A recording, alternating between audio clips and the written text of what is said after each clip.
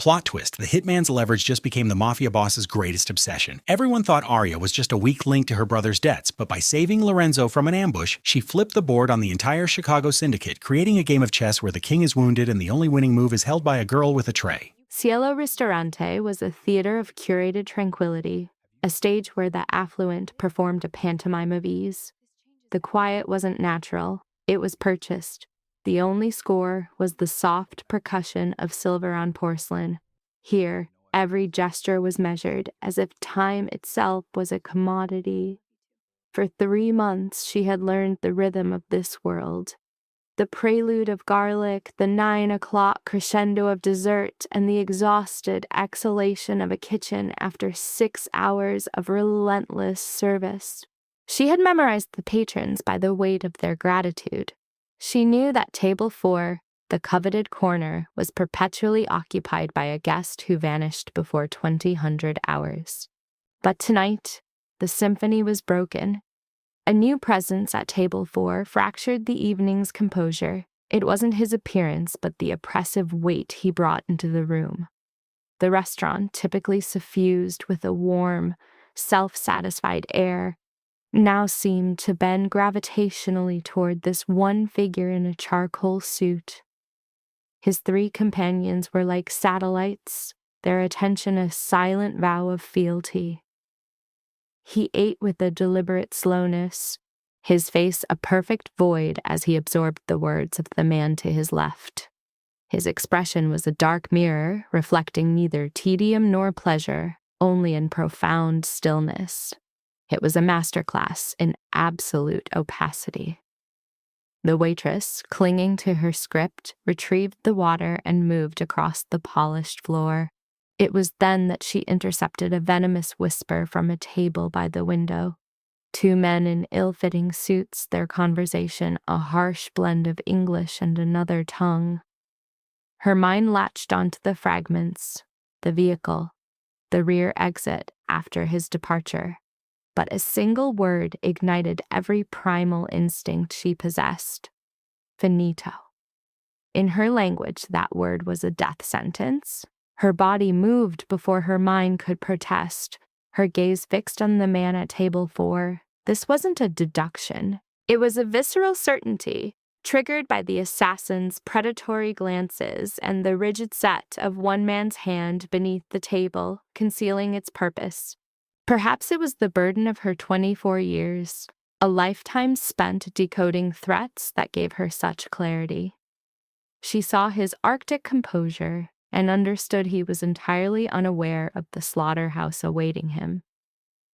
On her return from the water station, she tore a receipt from her apron and scrawled a message. Just 5 words. Men at window, leave now. Her hand trembled so violently the script was a ragged scrawl. Any rational person would have weighed the consequences. A rational person would have thought of Bastian, the man who had given her this post 3 weeks prior, who had shown her a photo of table 4 and told her to observe. A rational person would have remembered her brother, Nico, and the price of failure at the hands of Bastian's associates. Her path to table 6 took her directly past table 4. In a single fluid motion, feigning a dropped item, she slipped the note into the left pocket of the jacket draped over his chair. She kept her gaze lowered, embodying the role of the invisible server after delivering the water to table 6 and deliberately fumbling an order. She heard the scrape of chairs from table 4, not a sound of haste, but of deliberate, calculated movement. It was the sound of a man who had received a threat and was already plotting his countermove. She did not dare to watch his exit. She stood staring at her notepad, the pen digging into the paper. He paused in the doorway. She felt his gaze like a physical pressure against her skin. The door swung open, pulling in a vortex of cold night air, and then slammed shut. The 2 men at the window exchanged a glance. One rose to his feet, but the rhythm of the restaurant remained unbroken. The pianist's melody never faltered. A patron ordered the branzino. She clocked out at 2300 hours and sat in the kitchen, consumed by a profound numbness. A call came from Nico. She let it go unanswered. She tried to construct a new reality where the night was over and she was free. The following morning, 2 men were waiting in her hallway. They politely requested her company. Her fantasy of being done was a cruel joke. Her apartment, a sanctuary for the past 8 months, suddenly felt like a diorama of her life. 3 chipped mugs nurturing small plants, a photograph of her mother, a grocery list on the fridge ending with Nico's name. Her greatest vulnerability. She absorbed this final image from the back of a black sedan that smelled of expensive leather and something far colder. It was the chill of a man who waits in the shadows, and she fought the bile rising in her throat. It was the sheer civility of the 2 men that was so deeply unsettling. There were no overt threats, no show of force. One held the elevator, while the other simply said, "Mr. Vitelli would like to see you." The words were phrased like an invitation, but they all understood it was a summons. Lorenzo Vitelli. In the 3-minute descent, her fingers flew across her phone. The search results landed like body blows. The Chicago Tribune linked the Vitelli name to 3 decades of organized crime. The pixelated photograph was imperfect, but it was clear enough to tell her precisely what abyss she had just stumbled into. The car came to a halt before a building on the north side, an edifice designed to impress upon you your own insignificance. It was a monolith of pale stone and soaring windows. Its massive doors swung open by a doorman before they even approached. Inside, the marble floors were so cold she felt the chill seep through the soles of her shoes.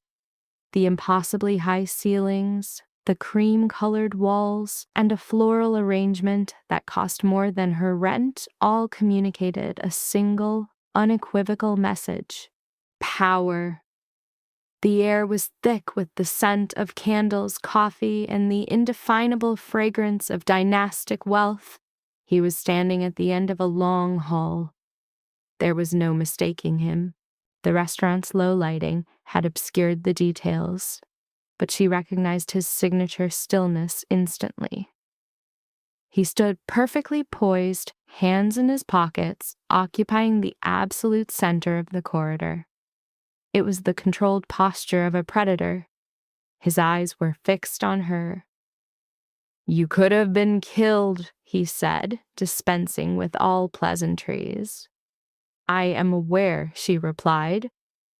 A fraction of the tension left his face. "Sit." He gestured to a chair nearby. She complied. He remained standing, leveraging his height and the cavernous space as instruments of intimidation. It was a tactic, she would later learn, to make any room his domain. "You have been at Cielo for 3 months, he stated, not a question. Before that, a diner on Milwaukee Avenue, a catering service. You are a biology student at DePaul. You have a brother. You assembled a file on me overnight," she observed, her voice flat. "I assemble a file on anyone who involves themselves in my affairs," he countered. "I saved your life."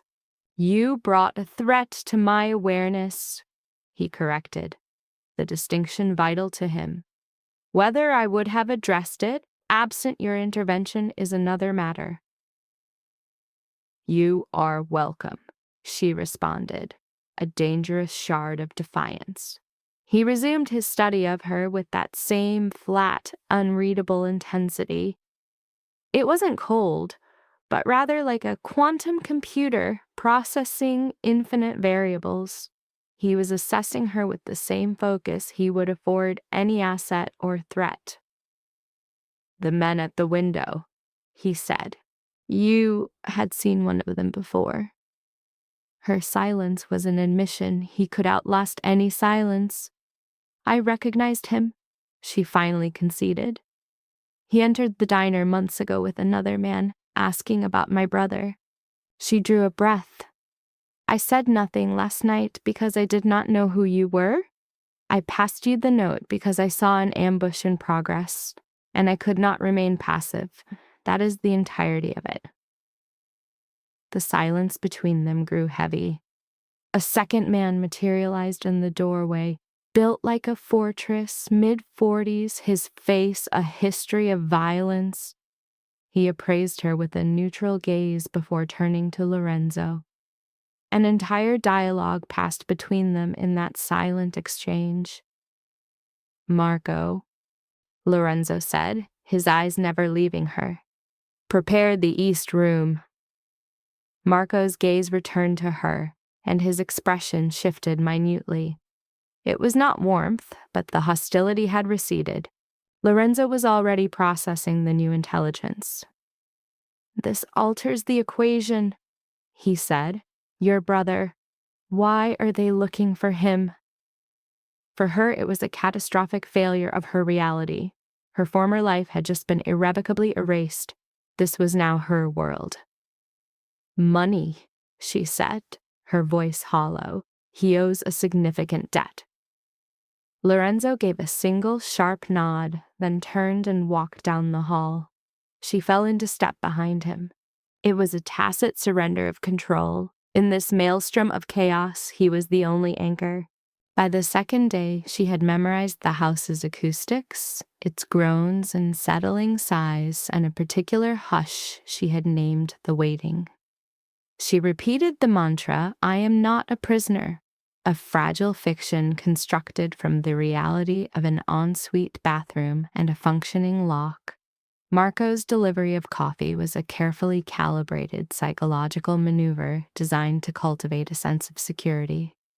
When he said, "He will not harm you," it was a surgical strike against her deepest anxiety, confirming they were monitoring and managing her state of mind.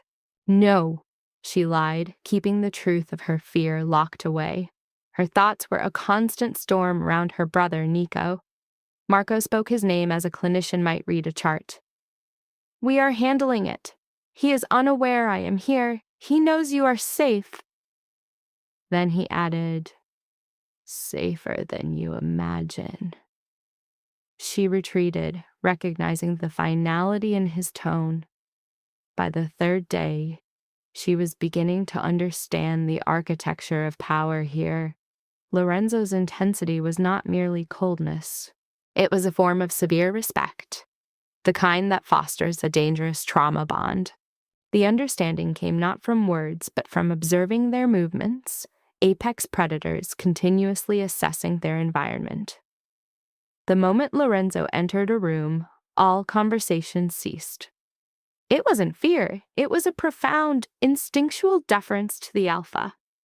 In the kitchen on day 3, she cornered Marco and pushed for information. "Tell me about him." "No, I need to understand this situation. I am finished being ignorant." He measured her for a moment, then relented. The Vitelli family has held Chicago for 30 years. Lorenzo assumed control 6 years ago. Then came the paradox. He is not a man who governs through fear. "That's the universal mistake," he mused, coffee warming his hands. "Fear makes a man unpredictable, not faithful." He paused. Lorenzo's strength is born from his silence. "What happened 6 years ago?" she asked, aiming for the heart of it. Marco faltered. "His sister." The name, the void it left, the tightening of its jaw. It was the entire tragic tale. A loss so profound it turns a person to stone. In his grief, she saw a distorted echo of her own mother's death 4 years past, and how she'd built a fortress around that same hollowness. Later, she heard Lorenzo's voice drifting through a heavy oak door. His Italian was a rapid, low torrent, a sound that cracked his icy composure. It wasn't detachment she heard, but a terrifying, controlled pressure, like a high-tension wire humming before it snaps. Ascending the stairs, she paused on the landing, compelled by something she couldn't name. The wall was a chronicle of a family, a gallery of stark black and white portraits. A family. And there, slightly isolated from the others, was a photo of a young woman, perhaps 19 or 20, dark-haired and captured mid-laugh, a perfect instant of joy sealed under glass. In her face, the resemblance to Lorenzo was somehow both absent and absolute. At dinner that night, a strange ceremony with 10 quiet men, Marco sat near her. He leaned close, his voice a whisper. Caruso is making a play for the North Side. Caruso, she echoed. Dante Caruso. He studied her. Is he the one your brother is indebted to? Were those his men at the restaurant? He simply watched her. The lethal games of the wealthy, she thought. Then the name of the agent who'd found her surfaced. Bastian. Marco's expression wasn't one of shock, merely grim confirmation. Bastian is on Caruso's payroll. What was your role at CeeLo? I was on table watch, she answered. He instructed me to observe. He just neglected to mention. She trailed off. He never specified who I was watching. He just provided a picture of the table. Not of Lorenzo. No. A dense quiet settled between them. Marco then said softly, You were meant to be their informant, but you warned Lorenzo instead? I did. Why? She looked down at her plate, the gourmet food feeling strangely commonplace. It felt wrong. She stated it as a simple fact. After a moment, he gave a strange sort of solace. Julia would have done the same. She didn't need to ask who Julia was. The pieces were falling into place. That evening, the rhythm of the house altered. A guard's footsteps were missing from the patrol route. Her body went rigid, instinct pressing her flat against the wall. The following morning, she learned 2 of Caruso's men had probed their defenses. They failed. 3 of Lorenzo's men had shadowed them for 4 blocks before silently neutralizing the threat. The danger was no longer a distant concept. It was here, breathing down her neck.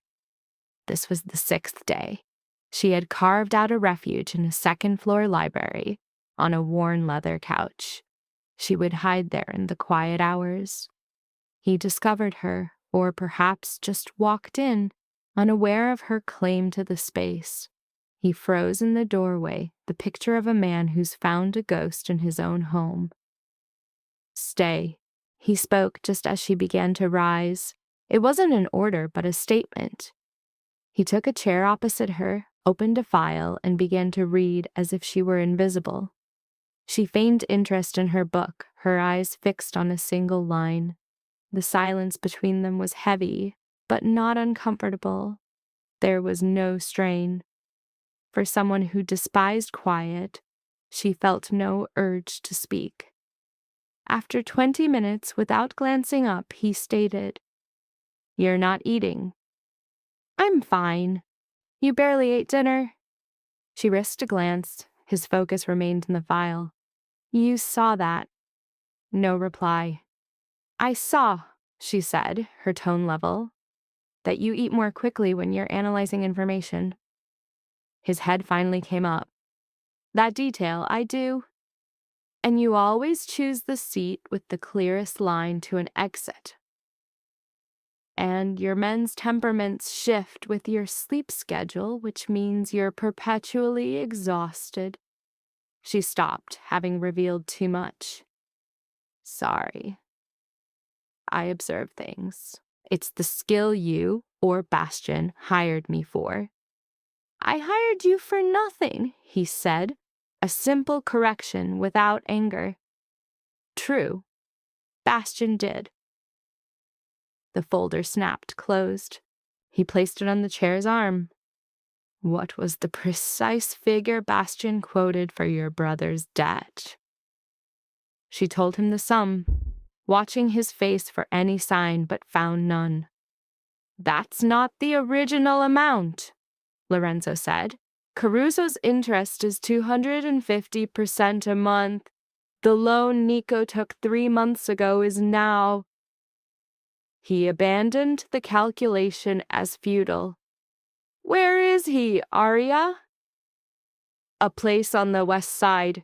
He's supposed to stay low while I'm... She couldn't say it. He knows to hide.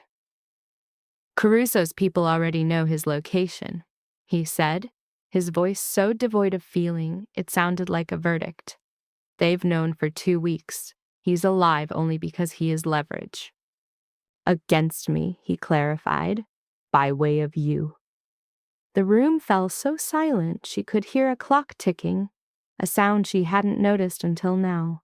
Her brother was just a pawn in a war against this man, all because she offered a warning. Lorenzo's face held no guilt, only a cold admission of their shared responsibility. He glanced at his own hands, perfectly still. She saw a pale scar, the mark of a man who had mastered the art of absolute self-control. He stood, and as he walked to the door, he intentionally breached her personal space. His knuckles grazed the back of the sofa as he passed, a brief, anchoring touch like someone steadying themselves on a ship in a gale. He never met her eyes. Long after he left, she found herself staring at the spot his hand had been. She tried to frame it as an accident, a man unused to sharing his domain, but the excuse felt hollow. From Lorenzo's perspective, for 20 solid minutes he had watched her pretend to read. He knew the posture from interrogations, the feigned calm that masks raw terror. But she wasn't afraid. She was observing. That was an entirely different thing. When she began listing her deductions about him, it stirred something inside him he'd never known. He was used to being watched for weakness, not studied like a museum artifact. His hand on the sofa had been the only thing that kept him from remaining in that strangely peaceful room. He did not return. 9 days passed before Nico's name lit up the screen. Marco had provided a secure phone, which she understood was monitored, not private. The device felt foreign in her palm as his name appeared, and an icy hand clenched around her heart. His voice was completely flat, as if reading from a script. I need to know your location. Nico, be quiet and listen. She had already slipped into the small bathroom, a grim reflex that had become routine. I understand the situation, the debt and the people holding it. Did you tell them anything? Only static answered. Nico. The address, he finally managed to say. They needed the address. I swore I didn't know, but they showed me a picture, Arya, of you, entering this building. His voice broke.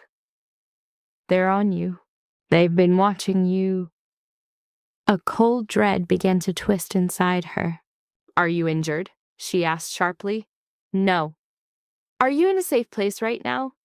Yeah, A long, taut silence. I think someone's watching my apartment. Do not go outside. She squeezed her eyes shut. I will handle this. Stay there. Don't you dare leave. She ended the call and stood motionless for 30 seconds before going to find Lorenzo. He was with Marco and 2 others, poring over maps and surveillance photos. She entered and all eyes turned to her, all but his. Lorenzo, addressing the others, said simply, Leave us. The speed of their exit spoke volumes about his authority. Caruso has a photograph of me here, she stated, her voice devoid of life. My brother gave it to them. He was trapped. He had no choice. Lorenzo's gaze remained fixed on hers.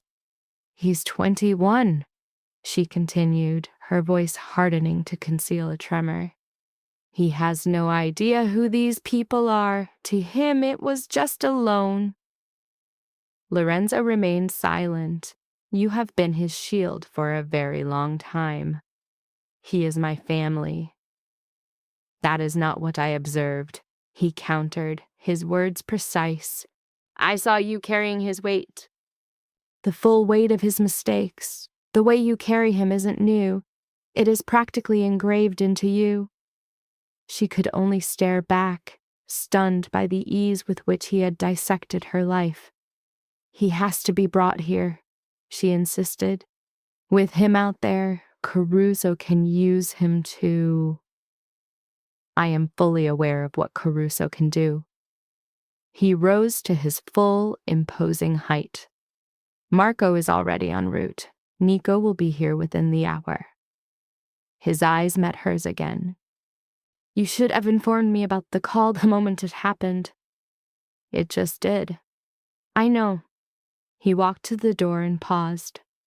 Arya, the man at your apartment in Milwaukee months ago, the one who asked about your brother. He waited.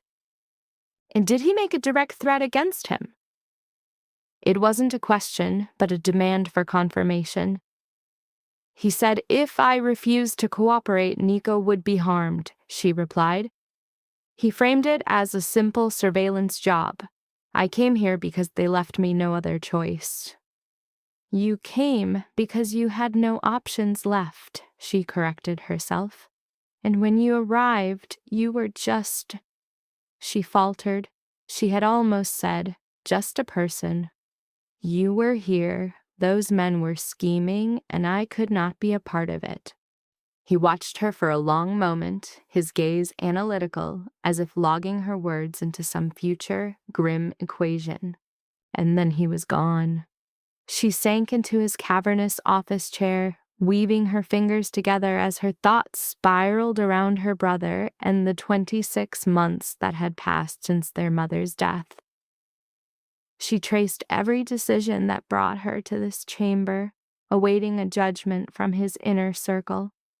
But ultimately, the choice to stay was her own. The fire escape she'd noted was a phantom path. This wasn't about fear. It was about Nico's arrival, and how Lorenzo's simple words, "How you bear him," were the first time in years she felt truly perceived. It was a sensation she had no map for, but she knew she would not flee. Nico appeared, gaunt and pale, seemingly braced for a confrontation she lacked the strength to initiate. Marco, ever the professional, simply showed him to the adjoining room. That evening, their hushed conversation bled through the wall for what seemed an eternity. By sunrise, Marco's disposition toward Nico had shifted. It wasn't warmth, but it had moved beyond mere contempt. 4 days on, Caruso launched his assault. The attack began at 8 o'clock in the evening, the first sound piercing the stillness as she ate her meal. It wasn't a grand, cinematic explosion, but a single brutal crack, followed by another. An alarm began its call, its rhythm not one of panic, but of cold, lethal purpose. The lights in the east wing died, supplanted by a deep, pulsing crimson glow, as if the very structure was hemorrhaging. Marco materialized in the doorway. "You're coming with me," he commanded. He rushed her and Nico to a chamber deep within the building's core, secured by a door of reinforced steel. After posting a guard, he warned, "Do not open this for a face you do not know." She nodded. He was gone. The 40 minutes that ensued were the most protracted of her existence. The violence came in sharp staccato bursts, profound silence shattered by acts far more harrowing than a continuous fight. They felt muffled conflict through the walls, a crash from the level above. In a startlingly rare gesture, Nico grasped her hand, his silent, crushing grip more terrifying than the chaos outside. Then, a profound, final quiet descended. The door swung inward, It was Lorenzo, but an entirely different man. The composed scholar from the library had vanished. The control was still there, but now it was a brittle cage restraining something utterly savage. His jacket was gone, and a dark bloom of red spreading across his shoulder caught her eye before she forced her gaze away. His expression was unchanged, but the stillness in his eyes had a new quality. It was no longer patience. It was something more ancient, contained by an incredible force of will. His gaze found hers first. "You are unharmed," he stated, a declaration, not a query. "No." Her voice was a thread of sound. He glanced at Nico, an unreadable emotion crossing his face before his eyes returned to her. "We are moving you to the West Wing." "You're injured," she observed. "That has been established." "Lorenzo." She rose to her feet. "You're bleeding. I have some emergency medical training. You must let me." His voice was altered, stripped of its familiar authority. The entire dynamic between them had fundamentally inverted. The same intense focus was present, but now a new current flowed beneath it, an energy his former calm had lacked. The reason would reveal itself later. 6 of Caruso's men had breached the north wall during a diversion at the main gate. 2 had penetrated the interior. Lorenzo had confronted them on the 3rd floor. The wound on his shoulder was from a knife. He had clearly deemed it an annoyance beneath his notice. That night, she discovered the serene, governed man she'd known for 2 weeks was an exquisitely crafted mask. It concealed an engine of lethal, absolute, and immediate violence. The men under his command followed him with a devotion that bordered on religious, and he had not failed them. She couldn't decide if that knowledge was meant to be a comfort. Later, in a West Wing parlor, she faced him with a medical kit and a manufactured confidence, cleaning the gash on his shoulder as he sat in utter silence. Not a single sound, not even when the antiseptic stung the raw flesh. "This requires stitches," she informed him. "I am aware. I don't have what's needed to do that for you here." "I know." His gaze never left her. He wasn't watching the injury. He was watching her. "The sight of blood does not frighten you," he remarked. "A great many things frighten me," she retorted. "Blood is simply information." A moment passed. "I fear you," she confessed, the words escaping before she could restrain them. Her swabbing motion paused. He took a moment before replying. When the words came, his voice was lower than she had ever known it. "I know." "Not," she began, then faltered. "Not in the way I initially believed." She kept her focus on the wound, unable to meet his eyes to speak. "I thought my fear was of what you are, of this world, of the acts committed within it." The cleaning resumed. "Steady." "That is no longer what terrifies me." "Then what does?" She pressed the gauze against him. His shoulder was warm beneath her hand. She did not withdraw it quickly enough. "Myself," she said, "when I am near you." The silence that fell between them was a tangible presence, and then he simply placed his hand over hers. It wasn't a seizure, nor a threat, just an immense pressure, his palm blanketing her hand against the bandage on his own flesh. It felt like a gesture he had considered for an age. She did not recoil. Outside, his men were methodically cleansing evidence from the block as the city hummed on, oblivious. But in that room, the heat from his hand seemed to fuse her to him, and for a lifetime, no one breathed. When he finally drew back, the movement was slow, reluctant. "The engagement is terminated," Marco declared from the doorway. She had no idea how long he had been there. his expression a mask she could not decipher. Lorenzo met Marco's gaze, his response a quiet affirmation. I am aware. In that single moment, their world shifted. The grand estate became a cold stronghold, its halls now patrolled by unfamiliar guards on stricter, more frequent rotations. Conversations would halt the moment she entered a room, only to reignite upon her exit. Lorenzo himself became a phantom, his presence a palpable energy that lingered long after he'd vanished.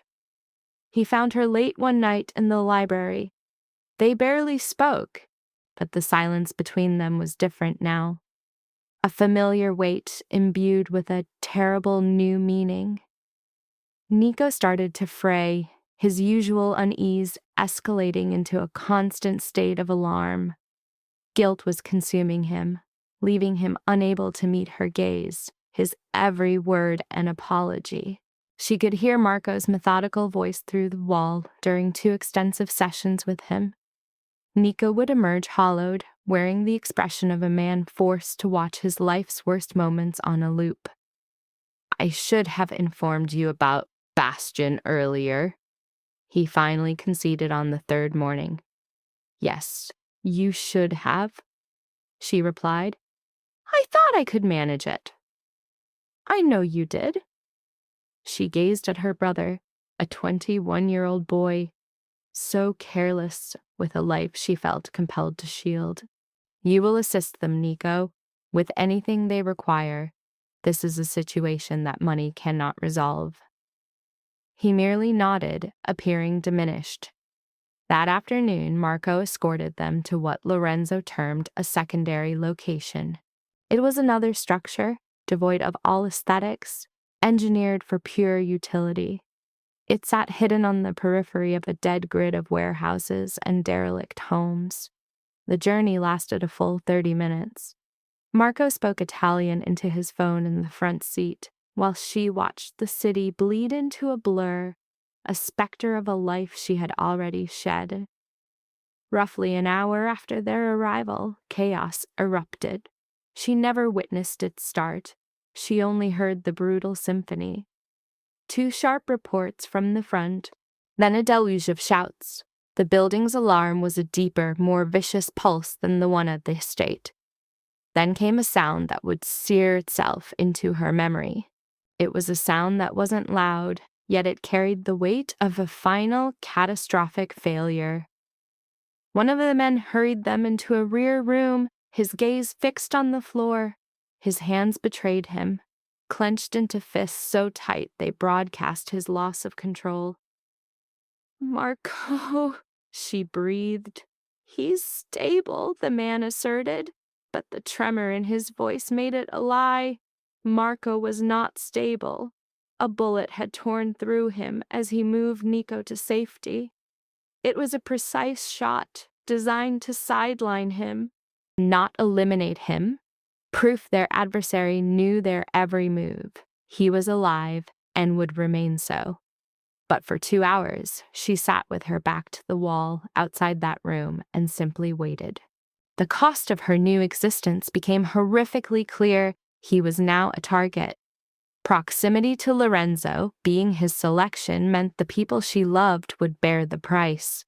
Beside her, Nico was shrouded in a blanket of silence. 40 minutes passed before Lorenzo arrived like a storm. He strode down the corridor, his gaze cutting through the guards stationed outside. He uttered 3 clipped words in Italian, and the men seemed to recede into the walls. Then his eyes found hers. He bypassed all pleasantries, seeing straight through her and offering no hollow assurances. Our route was compromised, he said, his voice devoid of inflection. The source of the leak is internal. Her gaze locked onto Nico, whose attention was suddenly consumed by the ground. Nico. Her voice was a ghost from a life that was gone. Did you tell them our destination? His quiet was an admission of guilt. A call arrived this morning, he muttered toward the floor. They made threats. Arya's name caught in his throat. I'm sorry, I never imagined they would. Lorenzo's sharp, nearly imperceptible gesture silenced him. The older man's cold, unreadable expression fixed on Nico before returning to her. In his gaze was a wordless apology, the only one she would ever receive, and the only one that mattered. He is my brother, she stated, the simple, unshakable truth of it. I know, Lorenzo answered, turning away as the machinery of his world reclaimed him. She remained by Nico's side, clutching his shaking hand, wrestling with the paradox of loving someone you also wanted to destroy. By evening, Lorenzo's decree had them separated. Her consent was never a factor. A piece of paper appeared under her door that night. It said, "He is safe. He knows. A chance to restore his honor will be given." The script belonged to Marco, evidence he could once again hold a pen. She held that note in the shadows of a city that now felt like hostile ground. Caruso's men took her on a Tuesday, the day her count began anew. The abduction was cruelly simple, devoid of any drama. The location was safe, but not safe enough to withstand Caruso's sprawling influence. She was, as he would say later, the straightforward key to a deeply complex problem. 2 men, a back entrance, a single car. 40 minutes on, she found herself inside another unfamiliar structure. Her room was stark, a single high window, a chair bolted to the concrete. The hours that followed were not filled with drama, but with a profound and hollow silence. The man who appeared, Dante Caruso, was not what she had pictured. His tranquil speech mirrored Lorenzo's own stillness, but where Lorenzo's suggested contained power, Caruso's felt like a chilling absence. It was as if a fundamental part of him had been excised, leaving only sterile emptiness. He began to tell her tales of Lorenzo. Some were crafted to inspire fear, others were sown to plant doubt. The ones that struck true were threaded with hard, undeniable logic. He will not bargain for you, Caruso stated without a trace of feeling. You must accept this. Men like Lorenzo do not negotiate. They avenge. Then he will come to avenge, she retorted. A brief flash of something like respect crossed Caruso's face. You lack fear. I feel it, she corrected, but I will not allow you to wield it. Your actions cannot dictate my own. Her gaze was unbroken. I would do it all again. He canted his head. Warn him, knowing this was the price? Yes. He stopped, merely observing her. For what reason? She offered him nothing, not from a lack of an answer, but because her motive was a sanctuary he could never violate. They left her to the cold and the silence. She sat on the floor, a small act of defiance against the chair provided. With her back against the wall, her thoughts drifted to a forbidden place. Lorenzo's touch on her hand, the warmth through the gauze, the glow in the library. Marco's note, and the image of a laughing woman. Her spirit did not fracture. This was no moment of heroic clarity. It was a cold, clinical assessment. You cannot break what is already a mosaic of mended fragments. Beyond her cell, Lorenzo was not executing a strategy. He was unleashing something far more primal than a plan. Every resource, every agent, 30 years of intelligence, all of it was descending upon her location. From a hospital room, Marco was managing the torrent of data, and Nico, the betrayer, was in the thick of it. Offered a single opportunity to mend his catastrophic failure. In the second hour, they unearthed the true origin of the breach, one far older than Nico's mistake. An elder lieutenant, Ferrara, a man loyal to Lorenzo's father, had been passing information to Caruso for 11 months. The betrayal was staggering. The wound that discovery inflicted upon Lorenzo was something she would not grasp until much later. Her door imploded during the 6th hour. Lorenzo was not the first through. 2 men she didn't recognize swept in, followed by a third she did. A familiar guard, his face a mask of grim purpose. Then Lorenzo was there. The room's 6-hour quiet was annihilated by chaos. He came directly to her, his focus absolute. "Are you injured?" he asked, his voice a raw, tight sound she had never heard, stripped bare of its customary control. "No," she replied. His eyes performed their own desperate scan, trusting only his own sight.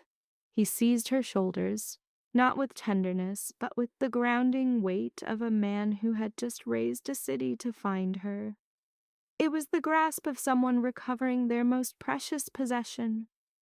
She pressed her face into his chest, felt the frantic, wild rhythm of his heart, and at last she understood his terror. For 6 hours, dread had utterly dismantled the man's notorious iron self-control. A profound quiet fell between them. "Caruso," she murmured into his shirt. "His location is compromised," Lorenzo stated darkly. "Then you must go," she said. He drew back, his eyes finding hers in a space where no pretense remained. Let it be known, she was no helpless victim. The instant they sealed her in, she had spent 20 minutes assessing her cage. The window was real but impossibly high, a cruel joke. The door was an immovable slab. The bolted chair held a single glimmer of possibility. Its seat was fastened with 4 screws. A fissure in the wall gave birth to a strategy, not for escape, but for a fight. When they finally burst through the door, she was not merely waiting. She was positioned at the threshold, tripping the first man and sending the second sprawling. Lorenzo, entering third, did not find a rescue. He walked into pure bedlam. You could almost see him updating his internal dossier on her in that very moment. Caruso's stronghold was 3 miles from there. Lorenzo moved toward it while she was returned to the main house, a decision she accepted. She understood she would be a burden on that field of battle, and that was unacceptable. Nico was in the car with her, his gaze fixed outside until she broke the silence. "You were part of the search." "I was not just going to wait while—" "I know," she interjected. He finally turned to her, her brother 21, operating on sheer terror, the oldest catalyst for foolish choices known to man. "Can you ever truly forgive me?" "It is already done," she answered, "but forgiveness does not erase the event." "I understand." The car moved through Chicago, and the city presented a disturbingly ordinary face. This was the twisted reality of her new existence. The world simply continued on. People ate, walked their pets, argued over parking. Her life was a war, existing parallel to it all. At 3 a.m, Lorenzo returned. She heard the main door from the library. Sleep had become an impossibility. She heard his steps, assuming he would head for the stairs. He did not. They halted just beyond the library and the door opened.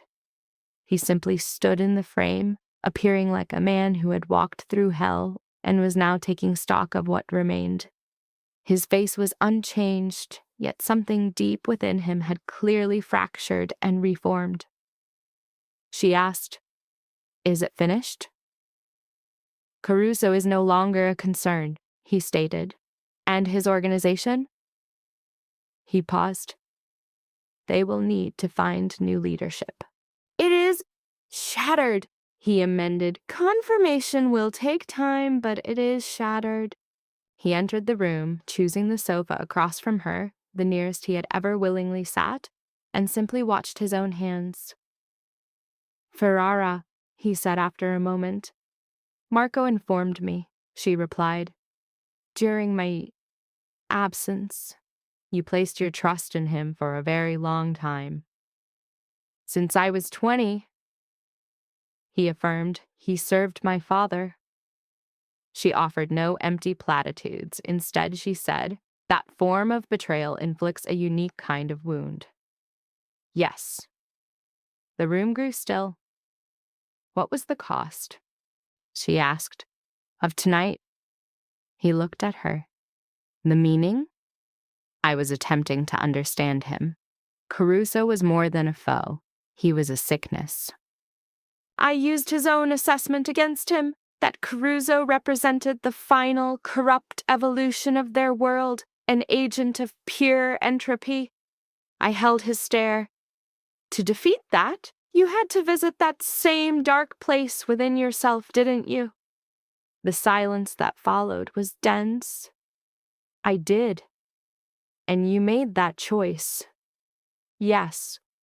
For me. His eyes, normally so guarded, were completely exposed. That was not the sole reason. I understood this was the truth.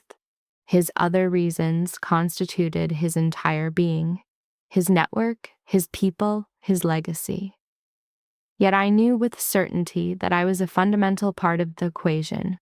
It is conceivable only one of us will emerge from this, I said, giving voice to the ever-present shadow of dread. Who? He countered. I truly studied him then, the man who had forged a merciless empire from sheer will, who had turned his heart to granite after his sister's murder, who returned for me time and again because of a message from a waitress. Neither of us, I concluded. I believe this is a final journey for us both. He watched me, then whispered so low I nearly failed to hear it. No. The last confrontation was not a clean affair. The details were relayed by Marco a week later, having somehow cheated death, because he knew I required the unvarnished facts. Caruso was aware they were on their way. Marco believed he chose to remain not from pride, but to orchestrate one final savage performance. He and Lorenzo had a final conversation, a grim rite for two men whose brutal paths had finally converged. Caruso's parting words, as Marco told it, were pure venom. We are the same. Your narrative is simply more palatable. After a long pause, Lorenzo's response sealed their fate. I know. It was a complete capitulation, happening even before the first shot was fired. 2 of Caruso's men were eliminated. 1 of Lorenzo's was barely alive. Marco spoke of Caruso in veiled terms, claiming the man was managed. The vital point he emphasized was the utter transformation in Lorenzo. He returned not shattered, but reforged, a man who had stepped into an abyss and chosen to reside there. His self-control was never in question, Marco observed. The motive behind it is what has shifted. His gaze conveyed volumes before his professional demeanor returned. He clarified, that discipline is now anchored to you. It's no mere performance or deception. Every action is now meticulously calculated, for he feels your eyes on him constantly. That sounds like a prison, I remarked. Indeed, Marco concurred. And yet it is the most human he has been in the last 6 years. The following week passed in a haze of repercussions I scarcely registered. A tempest of power plays and fresh alliances signaled his empire's brutal reconstruction. I was barred from the strategy sessions, but remained his lodestone, drawing Lorenzo to the library each night. The final spasm of violence was born of a miscalculation. A zealot named Voss, devoted to Caruso's ideals rather than his wealth. A far more perilous loyalty. On a Thursday afternoon, Voss and 4 associates struck when security was at its thinnest. 2 of them managed to breach the grounds. The alarms blared while I was in a corridor. My first impulse was not for cover, but to charge toward the danger. A visceral, not a courageous response. It was the act of a woman who would no longer be a sheltered observer. My only contribution was to unlatch a parlor door and release a shrill scream. The sound diverted the closest assailant, granting Lorenzo the split-second advantage he needed to neutralize him. It was a minor act, but it was my own. In the aftermath, Lorenzo's expression was one I had never witnessed. Pure astonishment, as if an unforeseen variable had ruined his perfect strategy. The two infiltrators were dealt with. A deep stillness settled over us once the last remnants of Caruso's threat were purged. The conflict was done. The idea reverberated in my mind, a slow release of immense pressure. I was relaxing in the salon, my back to a wall, lost in thoughts of the cafe, the melody, the note I'd folded in 20 seconds, and the unbelievable path that separated then from now. Lorenzo, breaking his custom, took a seat near me. "It is over," I stated. "It is," he affirmed. We remained in that shared quiet for a long while. The first sign of normalcy appeared on a Thursday, 6 weeks later.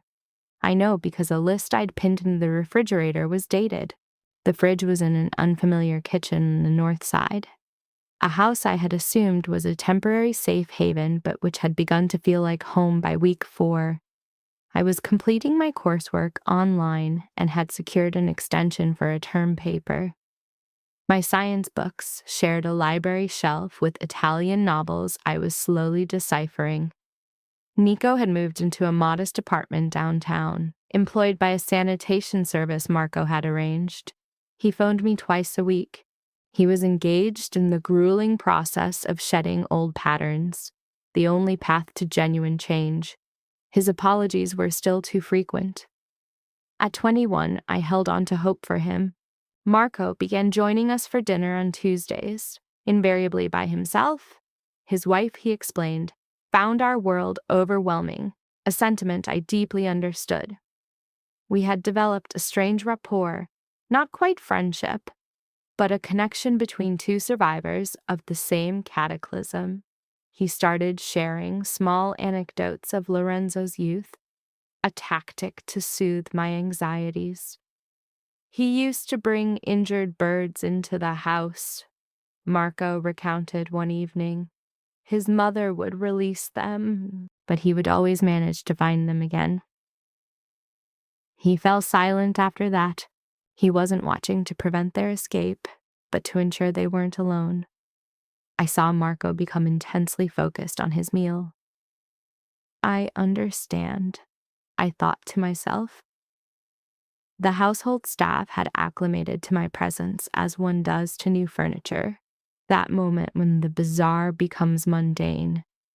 To them, I was an anomaly in their ordered universe. I was neither a trophy nor a captive, and my lack of fear toward them seemed to be the thing that most unsettled their understanding of the world. Lorenzo's significant proposal occurred in the library. He presented it on a Wednesday night without any preamble. Your ongoing presence in this house is not open for discussion. Our gazes met, a silent acknowledgement that this conversation was 2 months overdue. Within these grounds, you're saying? I replied, forcing him to be precise. Within this entire life, he countered, with me. There was no grand gesture, no presentation of a ring. The same lamp illuminated the corner, the clock on the mantel ticked on, and the city's hum was a distant backdrop. I studied him, recalling the man I had come to know. Patient, ruthless, a perfectionist, and at times utterly vulnerable. I considered the psychological toll on him, the perpetual cost, and what it would cost me. I am completing my degree, I stated as a term. I am aware. And Nico requires time to adjust to this. I am aware. And there are facets of this life that I will never reconcile with. I am aware. I demand absolute candor from you, I declared, about how all this functions, the strain. I don't require sordid specifics, but you must alert me when turmoil is imminent, when I must prepare myself. His nod felt genuine, not a performance. In that case, yes, I finally answered. This was no romantic capitulation, but a lucid, considered decision. This is the choice I am making. Yes. His hand moved across the table to cover mine, the very same gesture from weeks prior. I gazed at it, sensing the finality of a settled pact, a debate now concluded. The lamp stood silent witness. The clock continued its rhythm. Marco appeared in the doorway, then vanished just as discreetly. He would later profess he was merely looking for a book. 8 months after a folded receipt and 4 written words, our wedding was a starkly minimalist affair. The attendees, Marco, wrestling with an emotion he would forever deny. Nico sitting ramrod straight in the front row, as if still earning his right to breathe. And 2 of Lorenzo's most trusted men, their long service granting them the silent right to appraise us from behind stoic expressions. My dress was not white, a pragmatic choice. We returned to the very place where it all began. This was Lorenzo's idea, which I admit was startling. When I mentioned it, his look conveyed, "I have considered this more deeply than you could ever imagine," and he offered no further explanation. The atmosphere at Cielo Ristorante on a Friday evening was its typical chorus of quiet elegance, a distant piano, and the soft murmur of established wealth. We were escorted to a secluded table in the far left corner. Our server was a new, nervous young man I didn't know, who, like the others, could not stop glancing at Lorenzo. This was a spectacle to which I was now entirely immune. 8 months under Lorenzo's intense scrutiny had forged a formidable emotional shield. Midway through our dinner, my attention was drawn to a man across the dining room. Not as a danger, for my threat perception was now acutely honed. He was just a diner, alone, with an umbrella resting by his chair. His mobile phone had fallen from the table, completely beyond his line of sight. My gaze fixed on the phone and then back to him. The man was entirely absorbed in his meal, existing in his own private bubble. I murmured to Lorenzo, "I will be back in a moment," and rose from my chair. I crossed the restaurant, retrieved the phone from the floor, and placed it on the table beside his dinner plate. He glanced up, his expression shifting from confusion to gratitude. I offered a slight nod and returned to my seat. As I sat and took up my fork again, Lorenzo was simply staring at me with an unnerving intensity. I met his gaze. "What is it?" A moment of complete silence passed. His face was a complex tapestry I was still learning to read, forever changing. Then, very softly, he said, "Nothing." But his hand sought mine, and this time it did not simply rest there. His fingers interwove with mine, clutching with a sense of permanence I had never experienced. I just watched him. "You have been observing me since the first day we met." "I am aware. Why?" The silence stretched for so long I nearly withdrew the question. In the hospital, the year my sister passed, an elderly gentleman occupied the next bed. His television was on constantly, yet he never seemed to watch it. Each morning, the nurses would deliver his breakfast. He would consume about 2/3 and then set the tray aside. And every morning, when the nurse returned, he would indicate the remaining food and say, "This is for someone who needs it more than I." He paused briefly. He did this every single day, not for any particular outcome, but because it was fundamental to his character. It was the one aspect of his life over which he still had dominion. My gaze returned to Lorenzo. "You were a reflection of him," he stated. "The note. You didn't wait to observe my response. You were not seeking any form of acknowledgement." He turned my hand over within his own. "You gave something of value and simply walked away, and I cannot reconcile why that." He faltered, searching for the precise words.